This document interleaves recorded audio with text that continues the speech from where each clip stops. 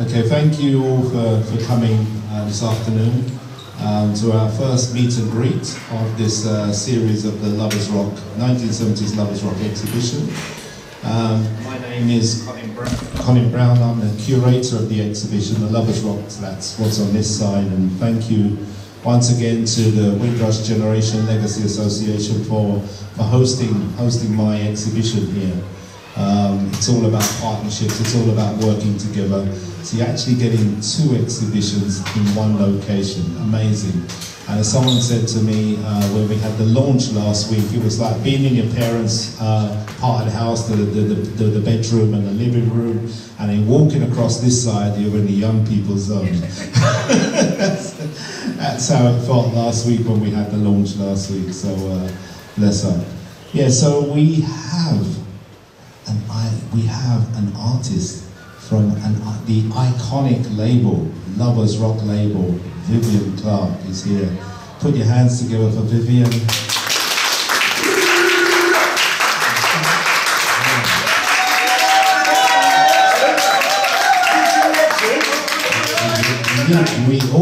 Thank you, Vivian. Yeah, it's all about legends, as Chris will say. Well, let me let that go.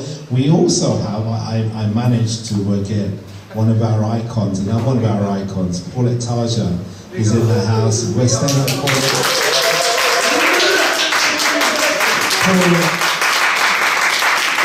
Paulette has agreed to be the interviewer for today. So, thank you for that, Paulette. You weren't expecting it, but I'm thanking you anyway. So what I'm going to do at this point is just hand over straight, and we've got some questions, and you'll be able to ask some questions of Viv yourself later on, and photographs, take photos. That's what this is about. It's a meet and greet. So just get to, these artists. Lots of the artists that we're featuring. People have been playing their songs for years, don't know what the artists look like, never had a chance to meet them. So that's what this is all about. Each week we'll be bringing you a different artist from that era, and giving them their time to shine. That's really what it's about. Yeah, so without any more from me, I'll just hand over to Paulette. Thank you, Paulette. So good evening, good afternoon everyone. First of all, I do want to just pay tribute to Colin CB. This man is absolutely relentless when it comes to reggae music. He has spent much of his life not only supporting it, but really putting his actions where his words are and making things happen. So I'd like you to just raise the roof for Colin CB. Please. Keep it going.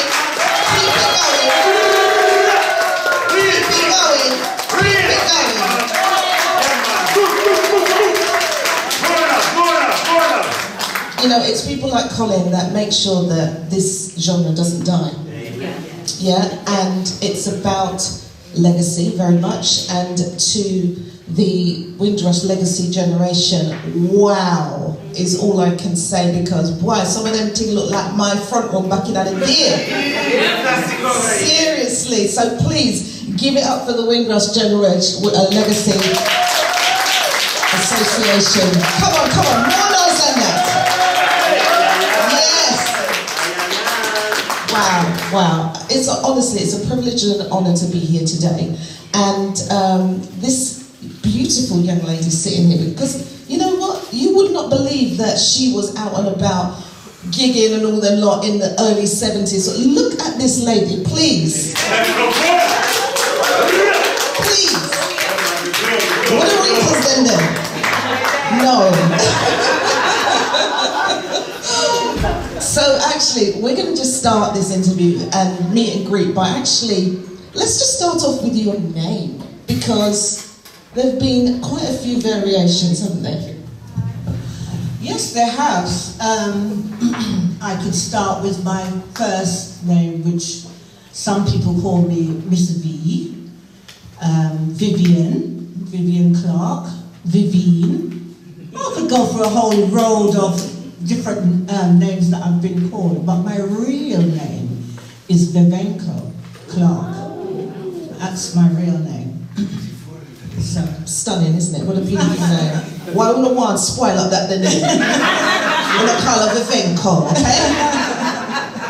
Wonderful, wonderful. So we're just going to start with some questions, just to get everybody to know your background and where you started and your roots and everything. So just tell us, what country did your parents come from? Well, my parents are from Jamaica. My father was from St Andrews, and my mother was from Trelawney.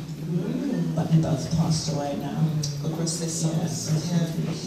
Yeah. So, where were you born? I was born here, in London. What part of London? Come on, this is very important, okay? Because there was some divides where reggae music was concerned. So we need to know which was your ends. Well, don't laugh anymore, because I'm supposed to have been born in Wandsworth. Okay. And you know what they associate Wandsworth back in the day? Prison. No, Brixton didn't have a prison till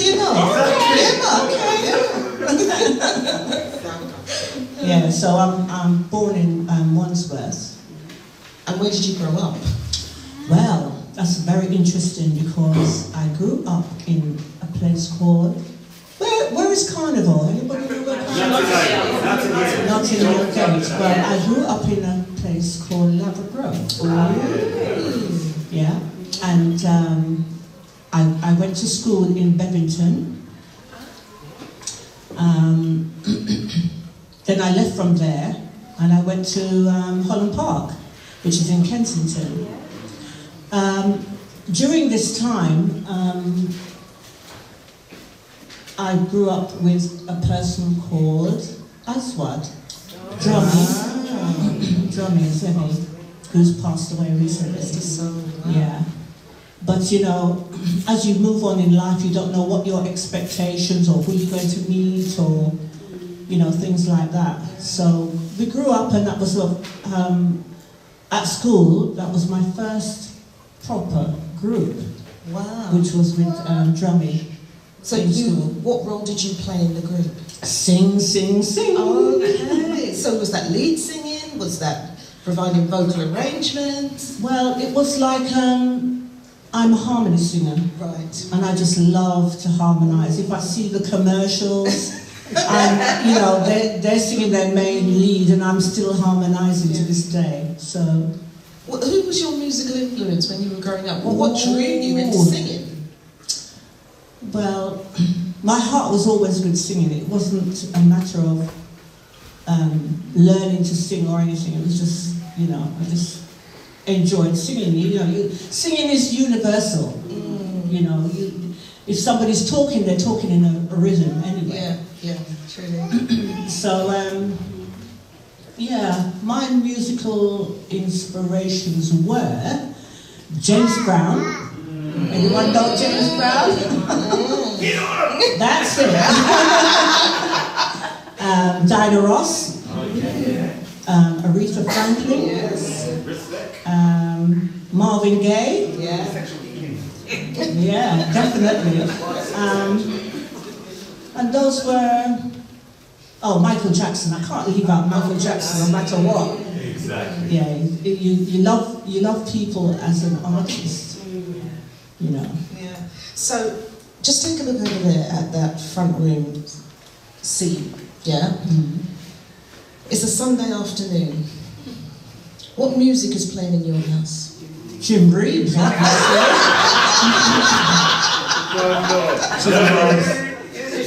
Yeah, all the time. If you guys said that no Jim Reeves was playing in your house, we're not lying. We all got the Jim Reeves albums, okay? Definitely. Yeah, Jim Reeves, and I can't remember her name now. But it was mainly Jim Reeves. Jim Reeves, Slim Whitman, I know More Love. Doris, is it Doris Day? Damn Doris Day, Doris, yeah, absolutely. But that was mainly... So what about was there ever sort of more secular music played in the front room? on special occasions or birthdays? Well, there was a song called Knock 3 Times. I can see it if you want me. Don't ask me what the name of the group was. Was it Tony, Orlando and Dawn? Okay. There you go. Okay. Wow. Musical connoisseur in our presence. Fantastic. Wonderful. Yeah. Yeah. So, if you weren't hearing that music in the front room, where was you hearing music so that you were influenced to go down that particular genre line? Well, in my school days, we used to go to a thing called the pubs, like Settlement in do you know Settlement? Well, we had it in Bristol. Okay, there used to be like little clubs. They were like you have a pub and then social club. Yeah, Yes. that's right. Yes. So we used to go there, and it was really mainly about soul and your belts, you know, the guys wearing the belts and the bell bottoms and who can flip over. It was, that's what it was really about. And, you know, in terms of like social inclusion at the time, you know, the community was quite tight, wasn't it, in terms of people coming together from, you know, all over the West Indies that settled in the UK. So how else did they use those gatherings? Well, sometimes you had the house parties. Absolutely. And the blues. Yes. I went to a couple of them when I was underage. Just a couple. Just a couple, yeah. So you're going to It mix was it. how it was. So again, you know, what sort of music was playing then, and did that have any impact on you? Toots and the Maytals. They were swinging at that time. Yeah. Bob just started. You know, you hear a bit of Bob. Abyssinians. My favourite at that time was Ken Booth. Wow. Because when he sings, you just start sweating. Yeah, so some great influences, and you know, absolutely. it's interesting that your interest in music span way further than reggae. Yes. You've been sort of like touched by many different genres. So how did that help you to decide what road you were going to go down in terms of singing? Because I know you said you just love singing, but you know, what types of work were you getting, you know, to help you decide what you loved the most? Well, first of all, when I went to a place called Apollo in Wilston. Yes, it's still there, isn't it? No, it's not there. Well, the building's The building's still there. Yeah. Wow. So this is the journey that really took me onto a platform. It gave me a platform. And I went to Apollo with my sister and her friend. And when we got to Apollo, it so happens that there was this singing competition. So my sister and myself, we all went up for a laugh. But it was the final heat. And then 2 weeks' time would have been the final. So I decided, let's go up. So I went up, and my sister went up. And then they had an announcement to say that I'd won the heat. So in 2 weeks' time after that, I was in this final for some, you just do things for fun because you enjoy singing. You don't have anything about, management and this, that, and the other. You just did your thing. So on the final, I went. Dressed up, went to Apollo, and they started the heats. Anyway, I ended up being second out of overall, and a dance group came first. Wow. So I thought I did very well for myself there. Give her a round of applause for that, please. And the thing about it, Liz Mitchell, anyone know who Liz Mitchell is? Oh yeah, that's correct. Well, she happened to be one of the judges. This is the start of my journey. She happened to be one of the judges, so because I came second and I came off the stage and, you know, everybody's having a good time, and I came off the stage and she approached me and she said, I really enjoyed your singing, she said. Would you like to come to Germany? And I thought to myself, wow, I must be really good. So she said to me, would I like to go to Germany? So I said, well, you know, you'd have to persuade my mother to let me go, and that's going to be a very difficult thing for you to do. However, she got her mother she introduced her mother to my mother, and she persuaded her to let me go. That's the way to do it. Yeah. So that's the start of my journey. So off I went to Germany, and I told my sister, I said, oh, guess what, sis, I'm going to Germany.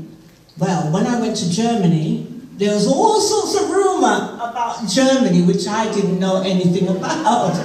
But it's a good thing that I had proof of where I'm staying and what I was doing. So I went to Germany. I stayed with Liz and her family for 6 months. We did a lot of touring during that time.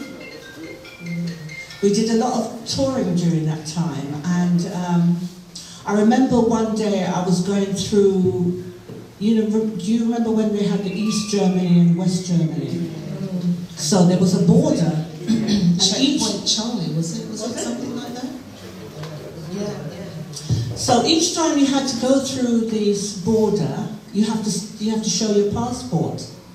Now, I don't know if any of you is as old as me, but they used to have this thing called a paper passport. Anybody know this?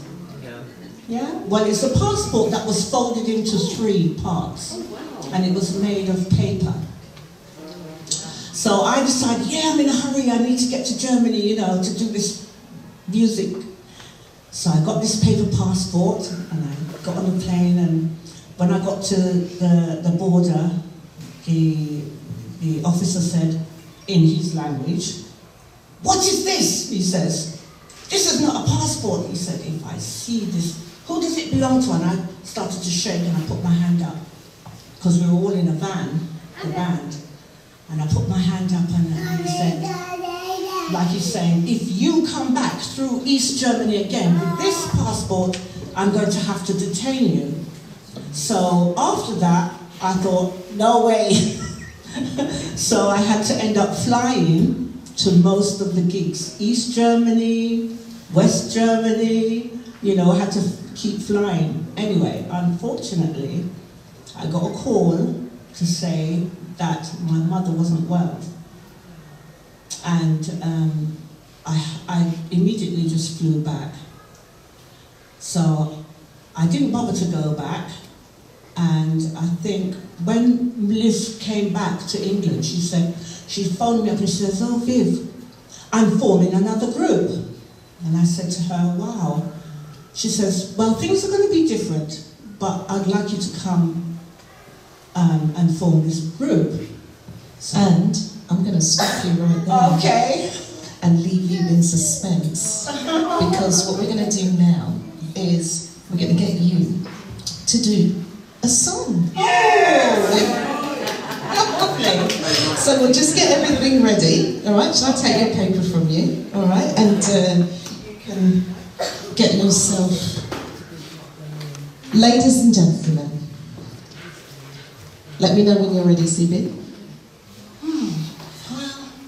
I'm sure you all brought here to hear this one song that I'm going to do today. I hope you like it, even though I'm sure you've heard it many years before. So, ladies and gentlemen, I give you the phenomenal Vivian Clark!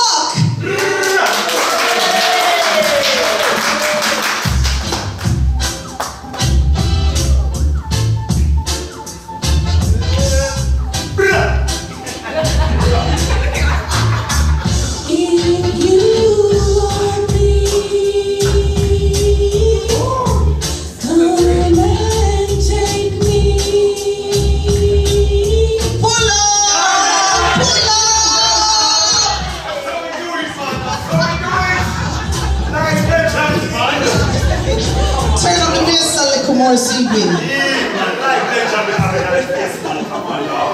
Does anybody remember that song? Yes.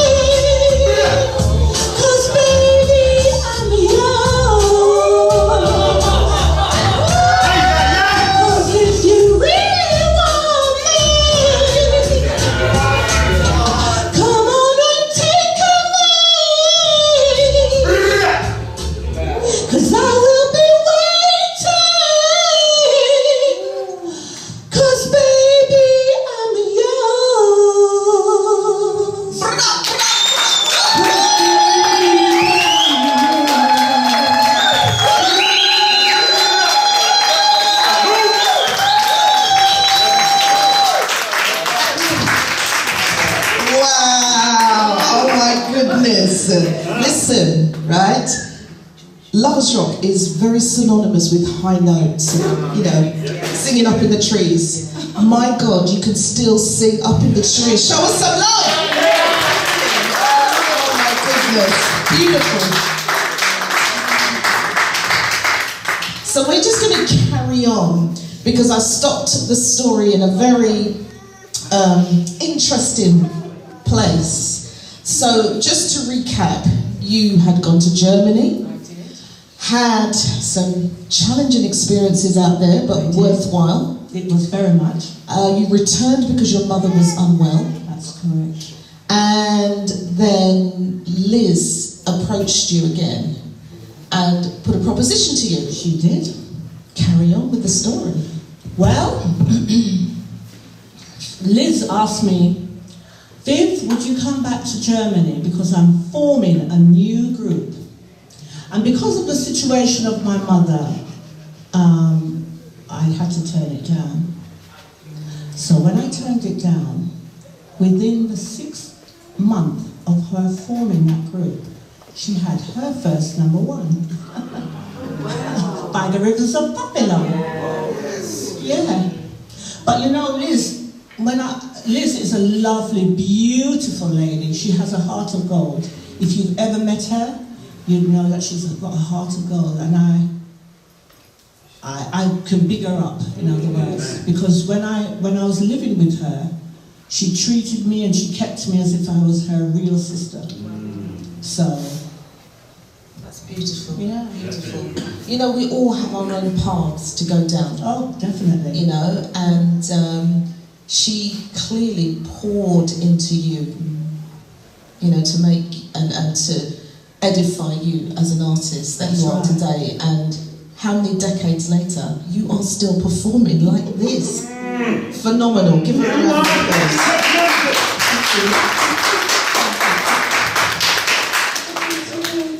So we're going to just sort of like continue with that vein, really.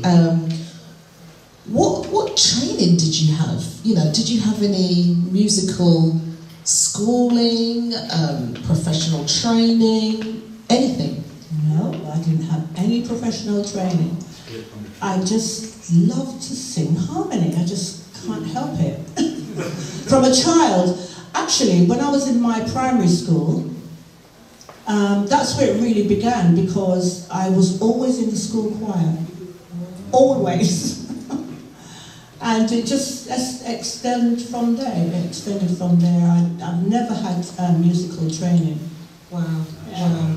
And I mean, you know, you are listening to you, pitch perfect. Oh, thank you. You know, so your ear for music is incredible.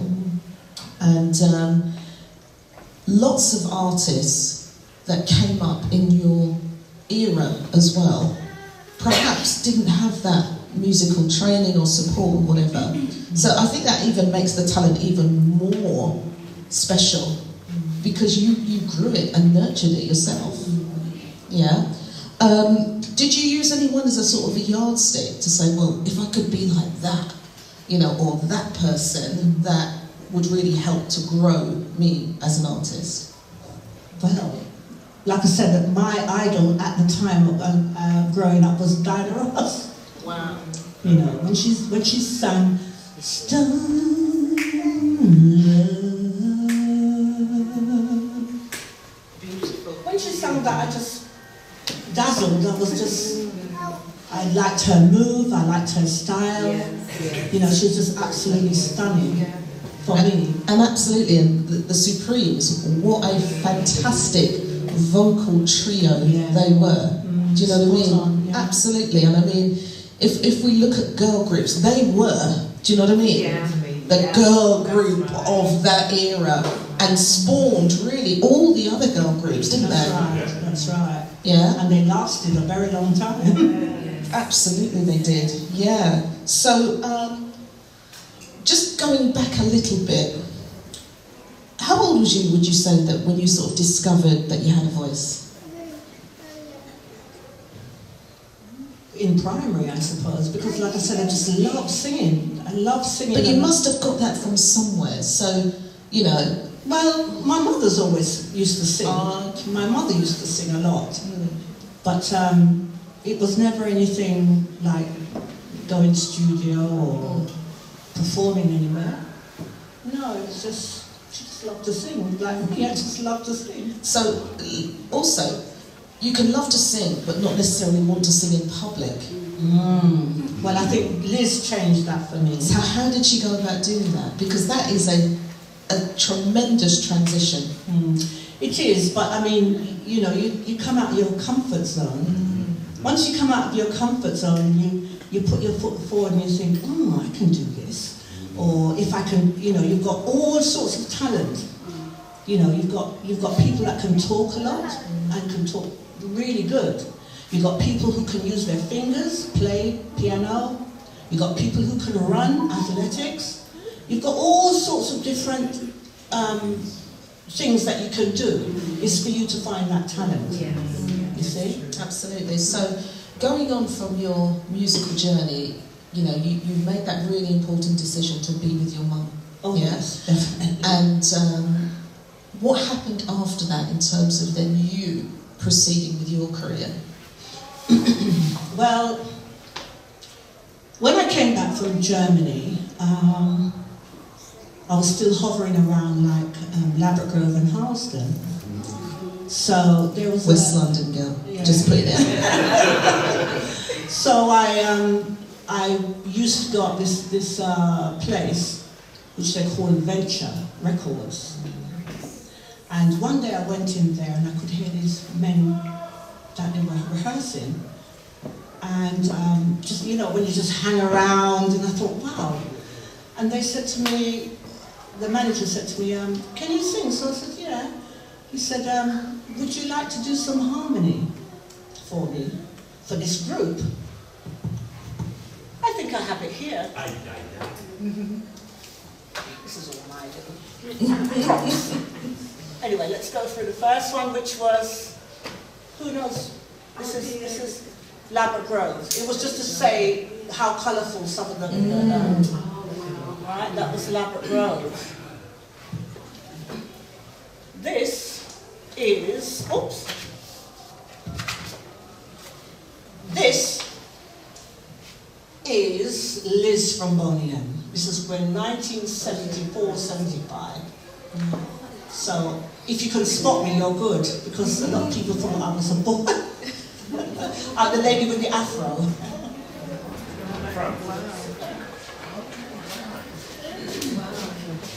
Okay? So, anyone know this? Oh yes, tradition. Yes, that's a good album. Right, so this gentleman asked me, could I go and sing for them, tradition?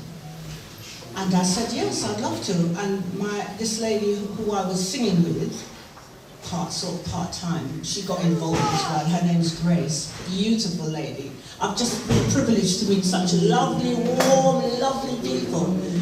And we went to the studio, and he said, well, you know, you this.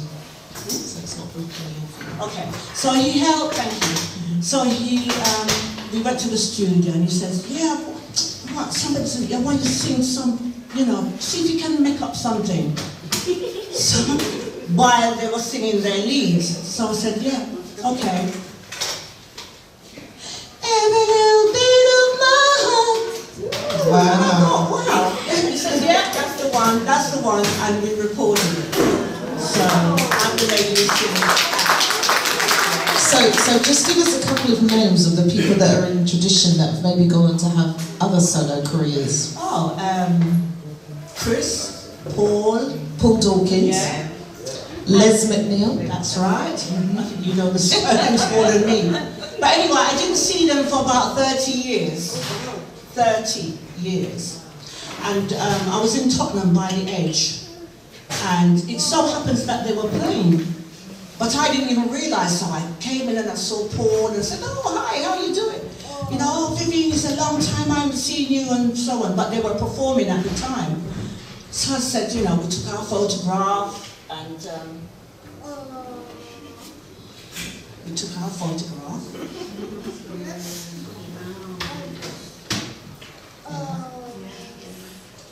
And the show started to, was beginning. So I was standing way back in the crowd, you know, because I hadn't rehearsed or anything, I haven't seen them for 30 years. And I'm way down at the back, and they started the song. And they said, oh, jock it up, Chris said, jock it up, jock it up. We haven't seen this person for over 30 years.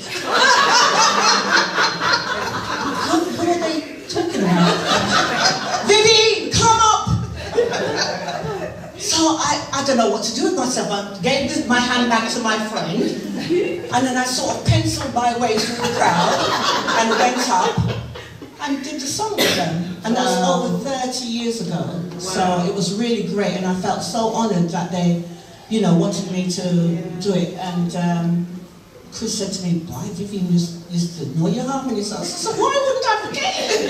Why wouldn't I forget?" You know, and that was it. It was lovely.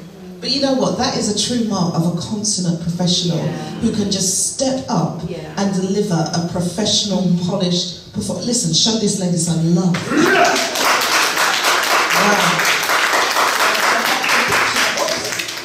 That's the picture, and that's the first album that I was on. All right. So what happened next? Well, as I said, I came back, did tradition. I met a gentleman called Omar Harris, which is, his father is the founder of Lovers Rock. Did you know that? No. Do you want to expand on that a little bit? No. But the little bit that I know is that they were in a studio, and I think there was another, I think it was also, because I think There was so many. Dennis Bovell had some dealings with it as well. And basically, they wanted to release like some romantic reggae, came up with this logo, and that logo there spawned the genre. Wow. Drawn by hand. Drawn by hand, yeah. Yeah. So, I'm sure you are. Yeah, there you go. Yeah. You've been legend, man. Thank you. Yeah, so I met Elmer, and he asked me, he goes, my dad, he does music, would I like to come and meet him? So I said, yeah. He says, meet this man called John Kipai, because I think he wrote this song. So I went and met him, and he asked me if I would sing a song. And that's how I managed to do Come and Take Me. Wow. I'm not sure, I never follow things, but it was released, and I think it got, as far as I could remember, I don't know if it went any lower than that, but it got to 22 in the charts. Brilliant. And I must big up Roy Medallion. You all know Roy, yes. He rocks this tune. And Santic Romantic. Yes. Yeah, they run this tune. You know, it makes me feel so happy, because if it wasn't for the guys who done pirate radio, then you would not have heard of me and various other artists. You know, so I have to really big them up, because they go on the station and they risk, back in the day, they risked their lives to make sure that everyone gets to hear reggae music. So I have to big them up, especially if those two. Do you know what? I think that deserves a round of applause for all of you guys. Because they did so much. You know, DTI used to be there trying to shut them down and everything. They tried to go down the legal route, they were rejected. You know, even now, they still find it difficult. So these people that, you know, made, you know, it took up all of their time. You know, some people made careers out of it and everything, and let's not kid ourselves. None of these stations are rolling in money or whatever. No. They make ends meet, but they are a great service for our community. So please rise them up again.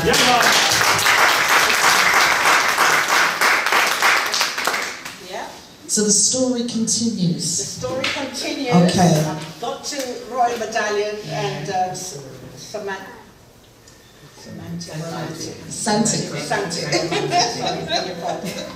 Yeah, so back to Ladbroke Grove. Back in the 70s, 80s, Ladbroke Grove was kicking. You could meet all different artists when you go to Ladbroke Grove. Oh, well, these are the people that I definitely met. I met Ijaman Levi. Anyone remember Ijaman Levi? Janet Kay. Claudia Fontaine, Oh, yeah. Rest in peace. Dr. Alimentada, Sons of Jah, and Dillinger. Wow. Anybody remember Yeah. Dillinger? Okay. Wow. And back in Labrador, there was a special man who introduced me also to the reggae side, which has passed away as well. His name is Delroy Washington. Yeah. I didn't even realize that he was still in the country. I thought it was somewhere in Africa. So when he passed, I was very upset and sad because he was the one who managed to let me meet Bob Marley. Wow. Yeah. So I even managed to sing to Bob Marley. What? Come on, you've got to tell us about that. How did that happen? So I joined another group. 'Cause I'm always joining groups. I joined another group, and it was eventually called Brimstone. Yeah, which involved another Harris, which is Peter Harris. Oh. So where am I? Oops. Anyway, we formed this group in Karnak House, and the group was called Brimstone, and during that time there was another group called Sons of Jah. And then there was Aswad, but Aswad hadn't launched themselves fully yet, and Tony Gadd used to play in Brimstone. So I have all the proof, you know. So they've come and take me album. Yes, brilliant. First of all. This is my signed autograph from Bob Marley. Wow. And this is because of Delroy Washington. Yeah. And That'll be those records on the floor. oh these no, are I've got priceless. so many. I know. Thank you anyway. I'll keep my eye on them. So here is a band that I formed. I got involved with, beg your pardon, I got involved with. And this is one of the original Brimstone. Anybody heard of Brimstone? Because everything was happening in Labrador. So we used to rehearse in Karnak House. And I think the third person along from your right is Peter Harris. Do you see it? Yeah? Yeah. That's Mr. Harris's son. So I was in this group called Brimstone. Now, Brimstone, which was based in Labrador, it was very fascinating because I ended up singing harmony for Alton Ellis. Wow. Alton Ellis and King Sounds. So we were like a package.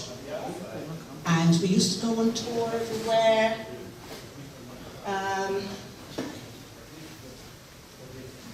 As I said, I had a singing companion, which was Grace.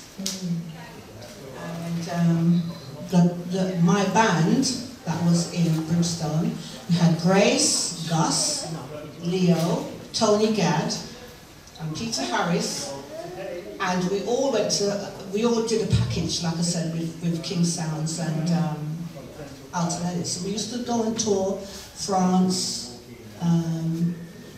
Holland, various places.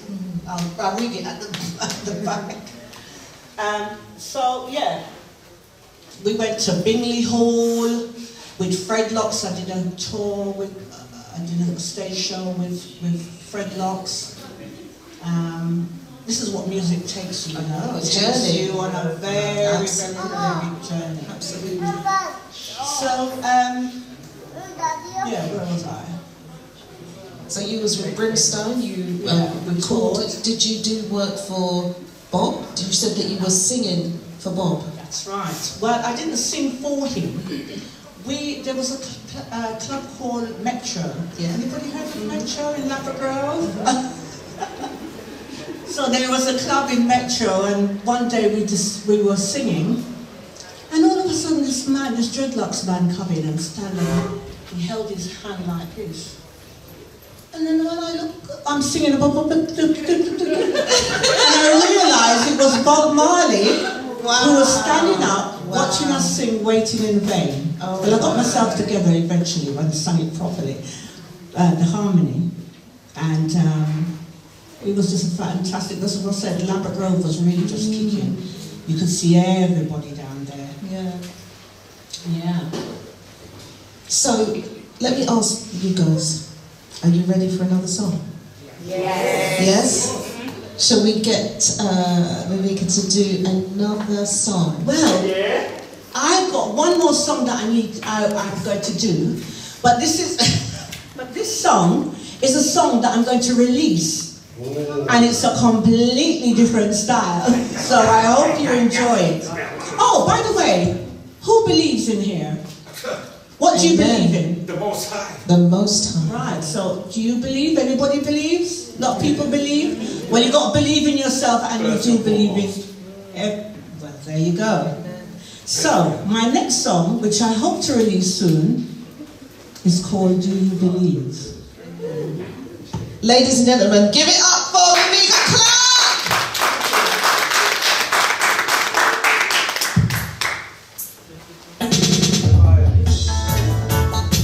Oh yes, oh yes, oh yes,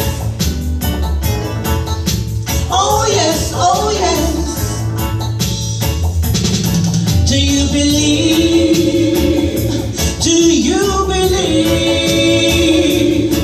Do you believe in the Almighty Father? Pull it up! When the Father in the house, enough to come again! Right, alright. Do you believe? Yes, my new song coming out, hopefully. Oh yes, oh yes. Oh yes. Oh yes, oh yes. Do you believe? Do you believe? Do you believe in the Almighty Father? Do you believe? Do you believe? Do you believe in the Almighty Father? Yes, I believe in the Almighty Father. I believe in the Almighty One. I believe there's a place called Africa. That's where all creation begun. I believe in the love of my Father. I believe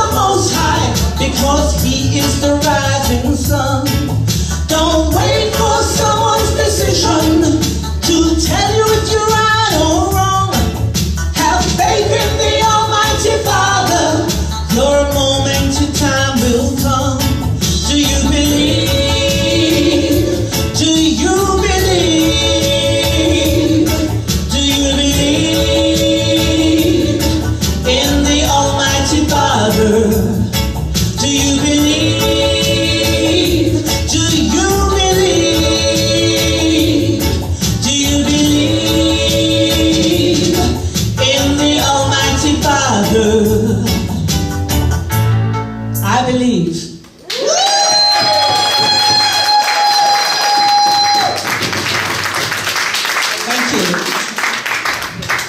Wow. Thank you for blessing up the house. Give her some more love. Wow. I mean, I think this might be a good time, CB, to maybe open up the floor for some questions. So, have you got another mic, or shall I hand over mine? If I take that one, take that.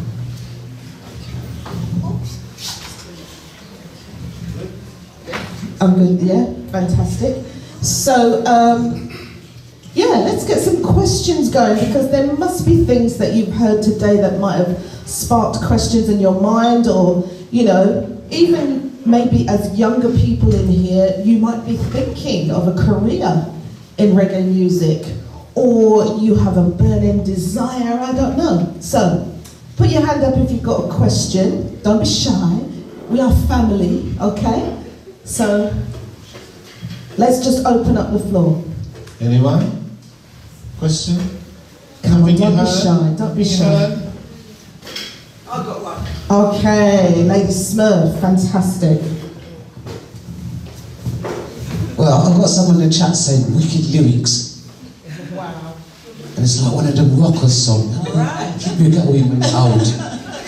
When you're old, you've got to keep it energy. Anyway, listen, one of the questions I've got, how hard did you find it initially to get into the music of the second? Because we do know how hard it is for young artists. Even now, today, I'm working with people, and it's difficult to cut through the doors and to get some access and support. How difficult did you find it initially? Well, do you know, I've always found that it's who you know. Yeah, and not what you know.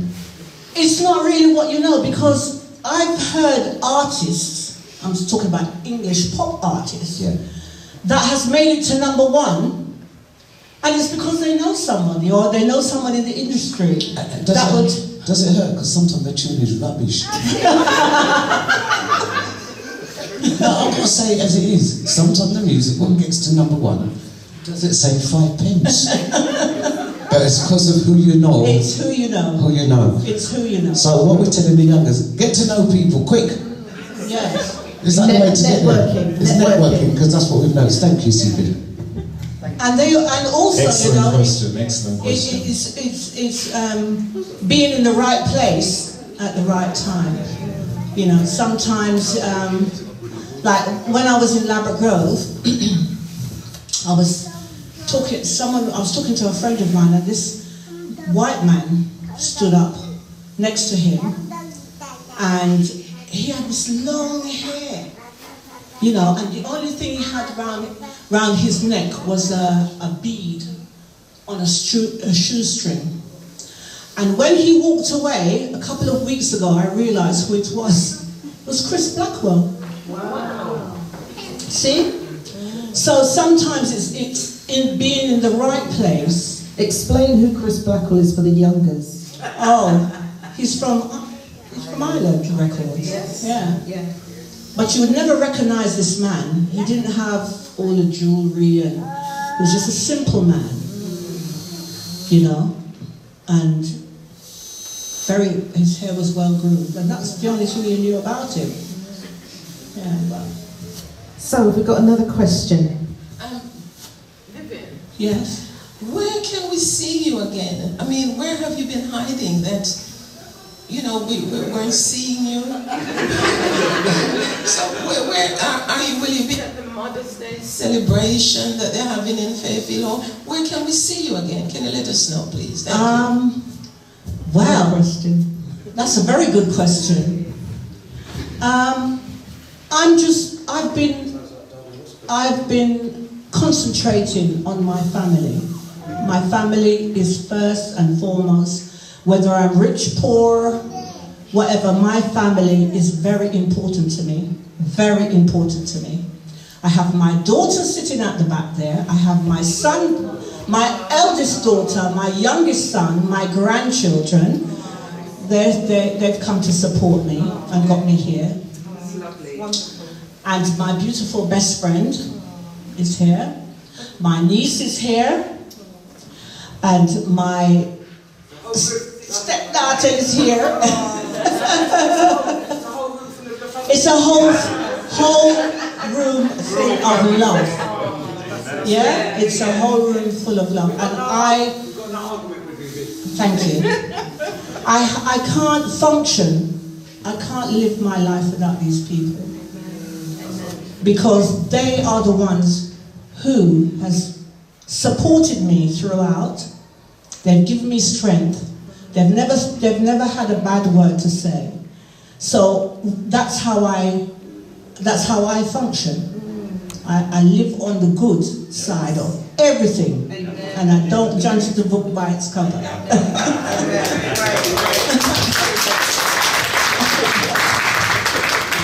So have we got any more questions for Vivian? Yes, we've got another question right here. We'll just get a microphone to you. Hello, Vivian. Hello. What advice would you give to your younger self now, having been in the industry for a number of years? Great question. Well, the doors are open. If you feel that you have a good talent and you want to put it forward, go ahead. Don't let nothing stop you. As long as you're doing something good in life, don't let it stop you. You know, we have these lovely, beautiful children that are growing up, and they need so much guidance. And you know, some of the parents are not fulfilling that. We're coming from generations. Right? We're coming from a long generations, you know. My mother worked on Clapham Junction, you know, cleaning the trains. So she's handed that baton to me and my sister and my brother. They've handed it over. So it's another generation coming up. And now my children are coming. I'm going to have to hand that. So therefore, I have to guide and give them the best knowledge that I know. Sometimes our children will come and they will tell you loads of things. And I've seen it where some parents say, go ahead, you don't want to hear what you're... No, you need to hear what your children or child or grandchild is saying. Because if you don't give them the best advice, they're going to seek it elsewhere. See? And when they seek it elsewhere and come back in problem, you can't say nothing because you didn't want to hear them in the first place. So, not to stem too far away from what I'm here for, but, you know, my family is very important to me, you know, very, very important to me. They're the ones who give me the strength. Those are the ones that give me the confidence, you know. So, that's what I will say to your question. Thank you. Great question, great response. Have we got another question? Yes, we do. Hiya. What was your most memorable moment being in the industry? Ooh, that's a lot. Is there anything in your pile that you've got left that you can't I have loads. I have loads. Like I said, I'm not going to stem away from your question, but this is 1978. This was with Alton Ellis, King Sounds and Doomsday. £1.50. That's right. So you know you're getting a bad deal now. You better take out the big bank account check, right? Because this was £1.50.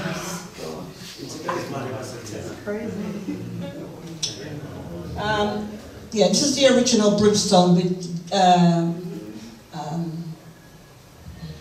Basie. Tony Gadd. Yeah, this is one of the original photographs. I could have brought you a lot more, you know, but I'd have to get a grip. So I've just peeled some of them from my... This is Time Out magazine. Wow. And this was in 1980. Wow. This was the Grove Music Generation explosion. I'm the lady in the blue there with the Gansey on. Glasses. We was about 18 then. Okay. At least you weren't in the womb.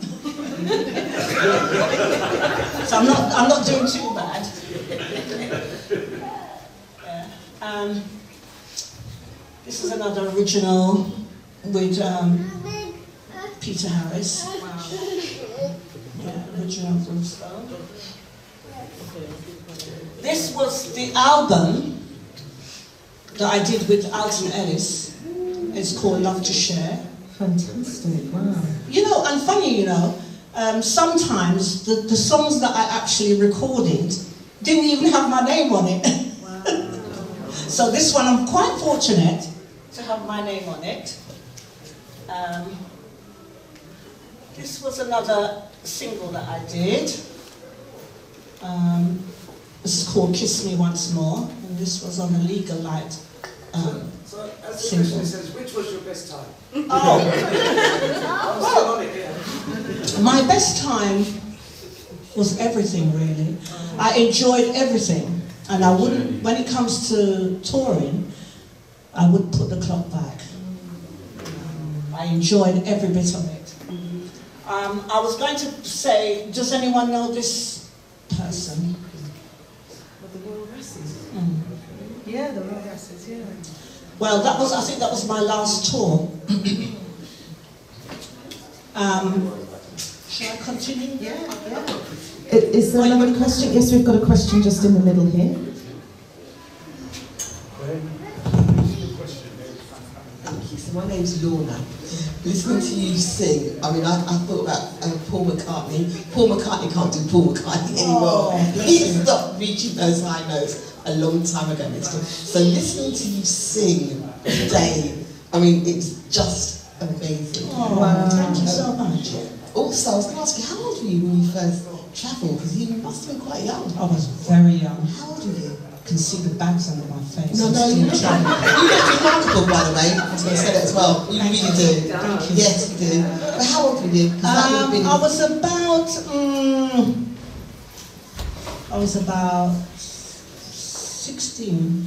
So that's young to travel on your own to, You know something? Sometimes people talk about giving their life.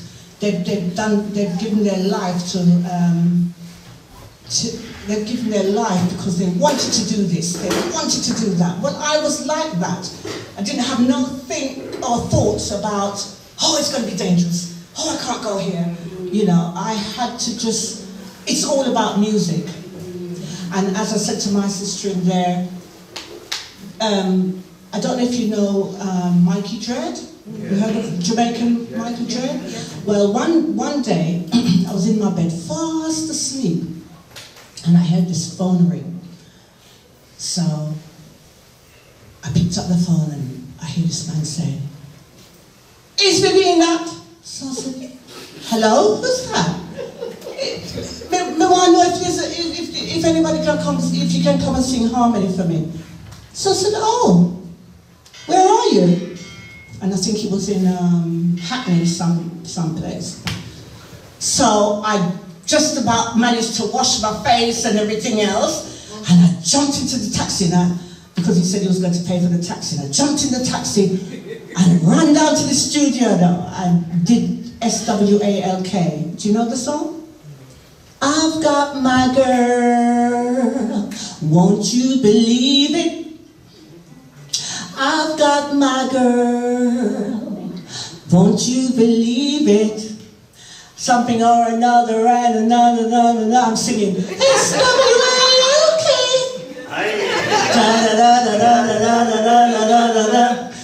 SWALK. That was me. And that was about 4 o'clock in the morning. But the thing about me, 2 things. I will get out of my bed for. 1 is to go to the airport. If I'm going on holiday, I will get up at 3 o'clock in the morning and go to the airport. And the second is music. You can ask me whatever time, I don't care. I'm going to do my harmony. And like I said, it's a dedication. You know, you've got to have a love for something in order for you to do what I did, you know.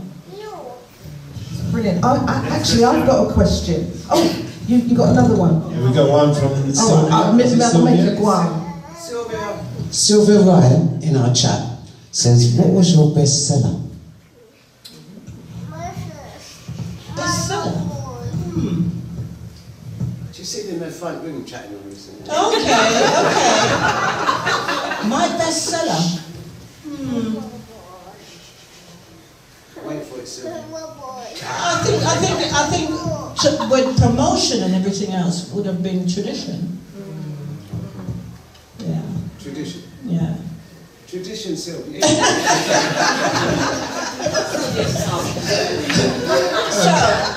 Let's up Sylvia. Big up Sylvia. Yeah. So here's my question.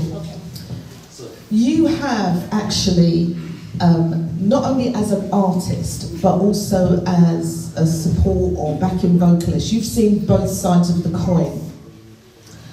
Can you explain, and again, I want you to be really honest about this, in each capacity as a woman and as a black woman, how were you treated in each of those capacities? Good question. Well, once again, I do believe in my father. I've heard stories. I mean, everybody in here has a different experience of life. And I was fortunate not to have a bad experience. That is how I can really, honestly, hand on heart say. Because maybe, you see, as I explained to you all the groups that I was in, maybe I didn't stay long enough. Do you know what I mean? I didn't stay long enough. I wanted to explain to you this person. Did I show this already? Yes, yeah. Royal Rasses. Oh yeah, this is Royal Rasses. I did a tour with them. That was my last tour, I think. I did a tour with them, and I don't know if you know a lady called Jennifer Lara. Yes. Yeah, Jennifer Lara. We all went on this tour to Finland. And when we went on this tour, we had to take a ship to Finland. So when we got on the ship,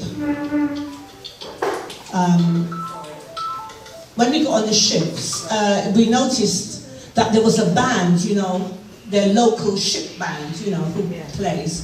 And they heard that this man is a reggae artist, big reggae artist. They want him to come and play. So we were the first reggae band to play on Viking Sally. That was going to Finland. Yeah, it was amazing. Put your hands together for that. That is a first.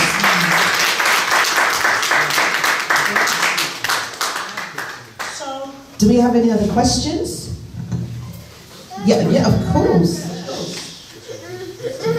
So can you tell us more about Brimstone? How long were you there? Because they did an album, which I don't have, in Belgium or somewhere like That's that. right. And were you on that? Were you still? I'm not sure because I've never really heard it. Like I said, I just move on. But I was with Brimstone for a very long time. Yeah. Like I said, I've got so many photographs. And if I could really, you know, bring it in a suitcase, I would show you, but I've got loads. And I've been with Brimstone for a very long time. Yeah. I'm still working, actually. I'm still working with Gus. Yeah, from Brimstone. Yeah. Okay, we've got another question. Good afternoon. Good afternoon. So obviously your passion is music, and you get out of bed for music. I do. And for catching a plane, which is good. Yeah. So for me, obviously we've heard your old stuff. Tell me about, obviously, passion, music still going through. Tell me more about what you're doing now. You've sung one of your songs now. What's coming up? What's in the future? What's exciting you? Well, back in the day, I loved writing. That's one of my passions. I love writing. And I've got a lot of lyrics that I would like to put into music. Now, the last song that you heard, Mafia and Fluxy were the ones who played on that song. Yeah. But I wrote it. Most of my songs. I try not to.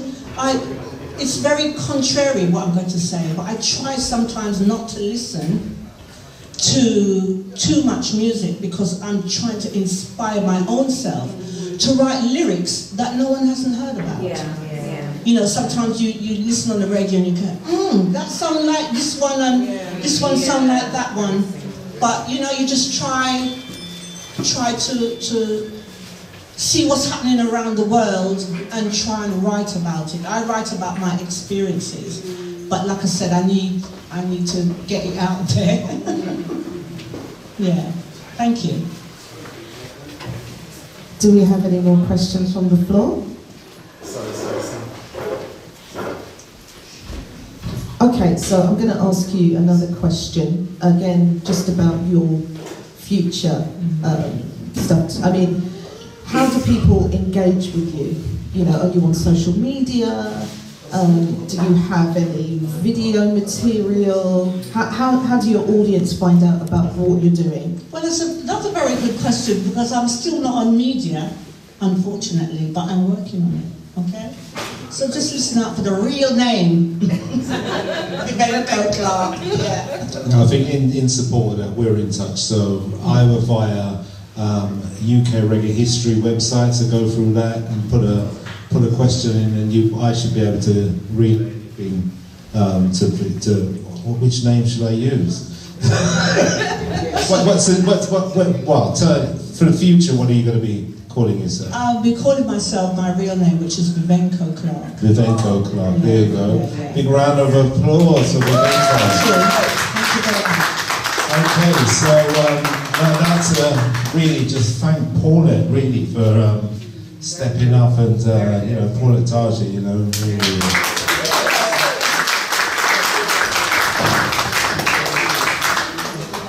Yeah, so we're going to wrap it up now and give you an opportunity to take photos and even get Vivenco, get her autograph. So this is where you can get up close and personal, and don't hog her, you know. I mean, if we have to, you know, take your time with her, and yeah, you can pose for photos around here.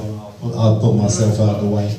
If you're okay? Yeah. Okay, so I just wanted to show you, before I leave, yeah?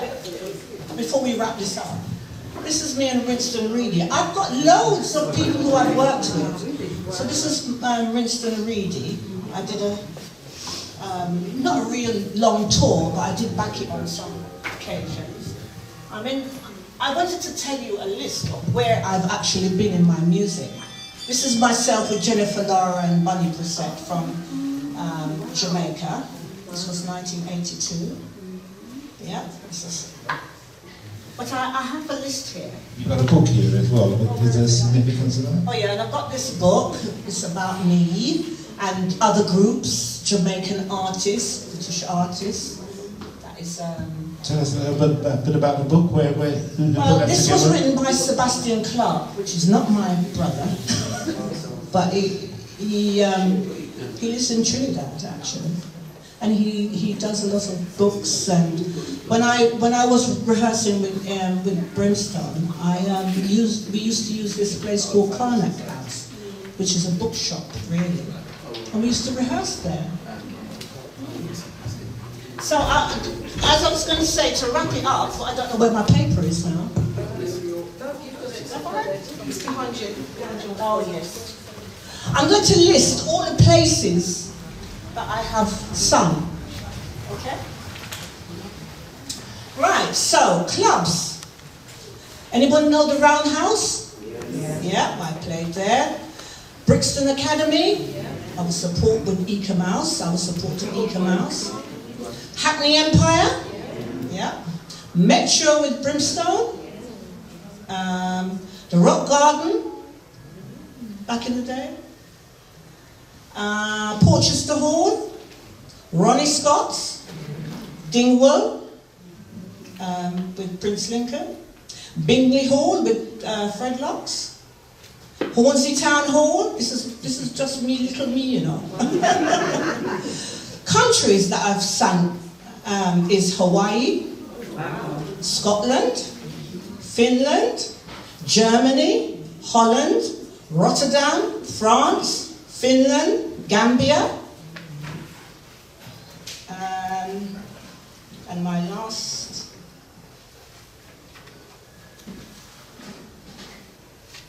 everybody inspiring, who inspired me.